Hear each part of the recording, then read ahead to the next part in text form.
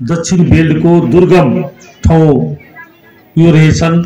यो ठाउँमा आज एउटा भवनको अभावको कारणले सुरक्षामा चुनौती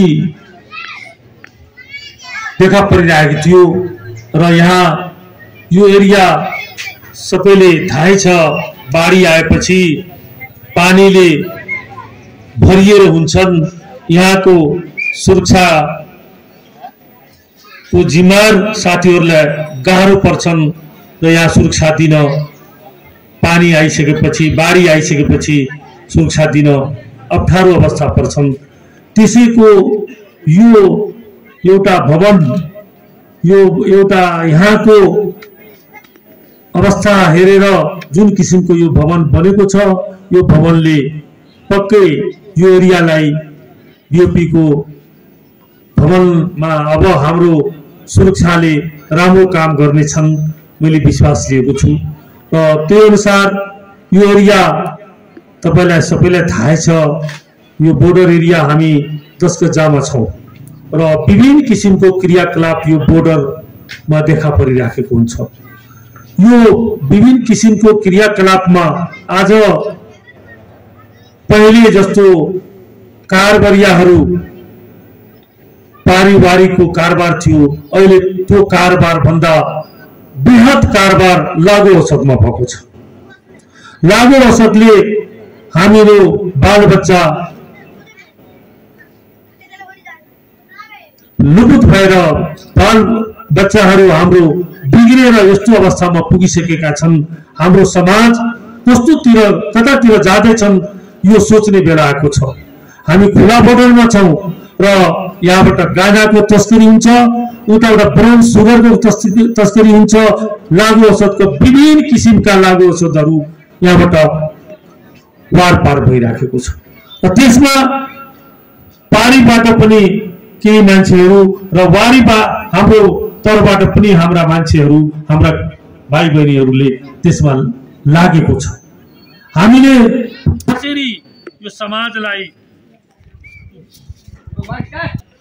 स्वच्छ बनाउने त्यतातिर हामीले सोच्ने बेला आएको छ। लागु औषधबाट हामीले कसरी आफ्नो भविष्यलाई एउटा सही ठाउँमा ल्याउन सकिन्छ भन्ने कुरामा सोच्ने बेला आएको छ।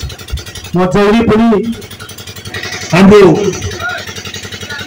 फ्यान क्लब राजन अधिकारीजीले यहाँ स्थापना गरेर लागु औषध दुर्व्यसन कार्यक्रमको एउटा फ्यान क्लब यहाँ सुनसरी जिल्लामा राजन अधिकारीज्यू हाम्रो अहिलेको एआइजिपी साहब यहाँ स्थापना गरेर जानुभयो र उहाँको प्रयासले यो फ्यान क्लब मार्फत म सुनसरी जिल्लाका नेपाल प्रहरीका एसपी साहबलाई म आग्रह गर्न चाहन्छु, त्यो फ्यान क्लब जुन राजनजीले स्थापना गरेर जानुभएको छ त्यो लागु औषध सम्बन्धमा त्यसलाई सुचारू गरेर हामीले गर्नुपर्ने आफ्नो स्थानीय तहबाट भूमिका हामी आफ्नो तर्फबाट गर्न तयार छौँ र यो बोर्डर एरियाको जुन किसिमको एउटा लागु औषधमा हामी गर्न सकिन्छ भन्ने कुरामा हामी त्यतातिर बढी ध्यान दिने अवस्था आएको छ।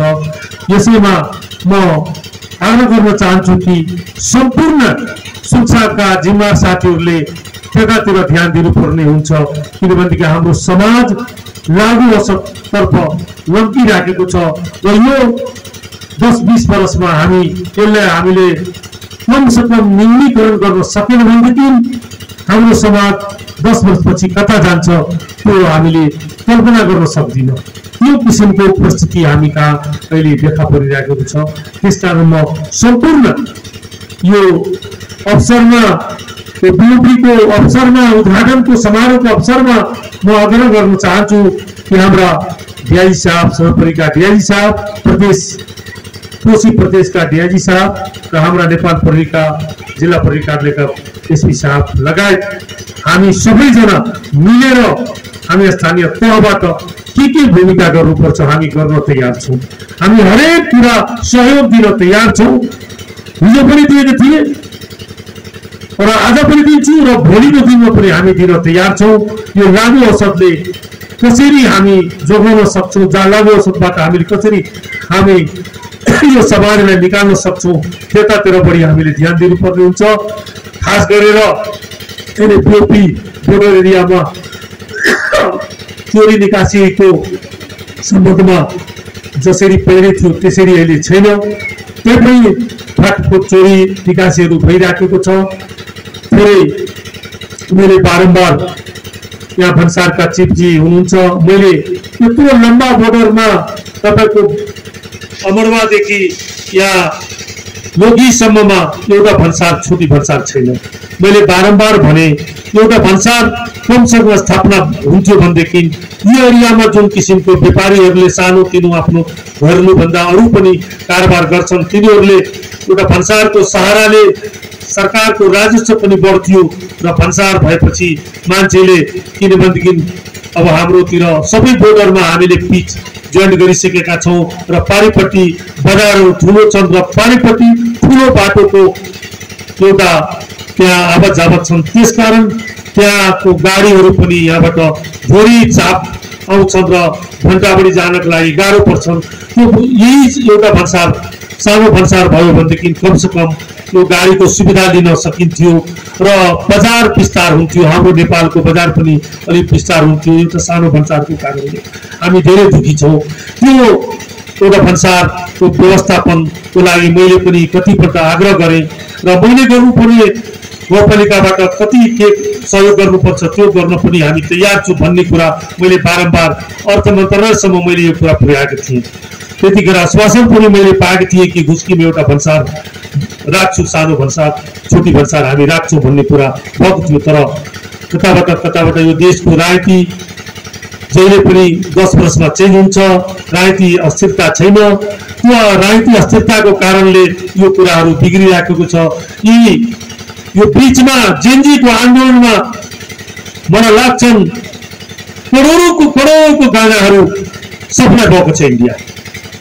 यही बाटोबाट कति गएको छ कति गएको छ किनभनेदेखि अपराधीहरूलाई पुलिस छैन, देशमा शान्ति सुरक्षा छैन भन्ने कुरा महसुस भएको थियो। तर अब नेपाल प्रहरी सह प्रहरीहरूले अब सुरक्षामा कडाइपन गर्दैछन्। म अझै पनि कडाइ गर्न भन्छु र आग्रह गर्न चाहन्छु कडाइ होस्, किनभनेदेखि समाजलाई सुरक्षा चाहिन्छ। सभ्य समाज बनाउन लागि सुरक्षाको अब अनुभूति हामीले दिनुपर्छ। हामी छला भएपछि समाज जुन किसिमको एउटा यो जेनजी आन्दोलनपछि छाला भएको छ त्यसलाई सभ्यमा ल्याउनुपर्छ भन्ने कुरा आग्रहका साथ म फेरि सम्पूर्ण टिमलाई सुरक्षादेखि हाम्रा जनप्रतिनिधि र पत्रकार साथीहरूलाई म धन्यवाद दिँदै यो कार्यक्रमको सफलताको शुभकामना दिँदै यो भवन काम गर्ने हाम्रा जिम्मेवार साथीहरूले उच्च मनोबलको साथ काम गरोस्। त्यसमा म आफ्नो तर्फबाट र यहाँका हरनगर गाउँपालिकाका जनताको तर्फबाट सम्पूर्ण सहयोग गर्न तयार छु। यति भन्दै म